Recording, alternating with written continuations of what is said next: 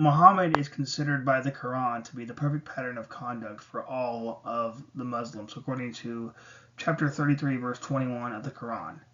With that being said, the more I read the Quran, the more I read the Sahih Hadiths, the more I am disappointed and not impressed with Muhammad's conduct.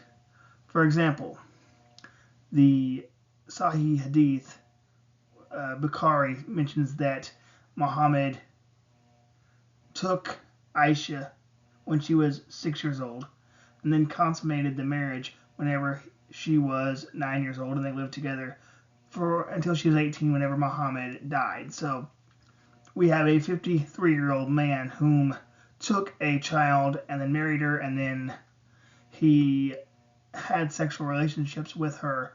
But it gets worse, and I want to bring that to your attention with regards to what Muhammad has done now.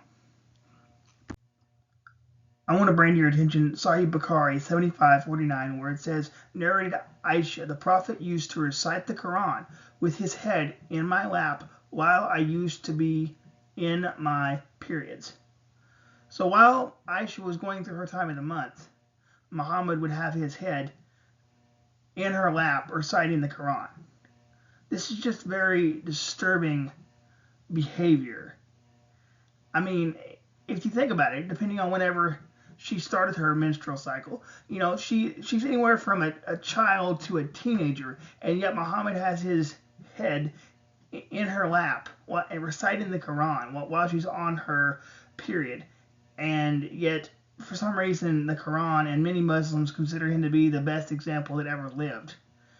But honestly, I don't think they actually read their sources, because if they read their sources, they would see how actually disturbed this individual is. And if they would read their sources, they would also see that he is truly not a pattern of conduct to be emulated.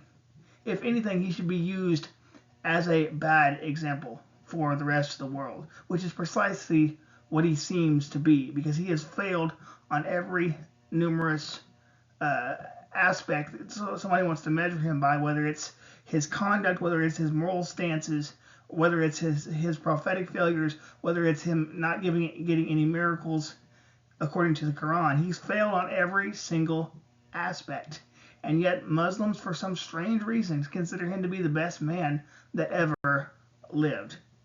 For the life of me, I don't think I'll ever figure out why that is. Because when I look at him, I see a sinful man who is morally depraved and who is not worthy of being followed.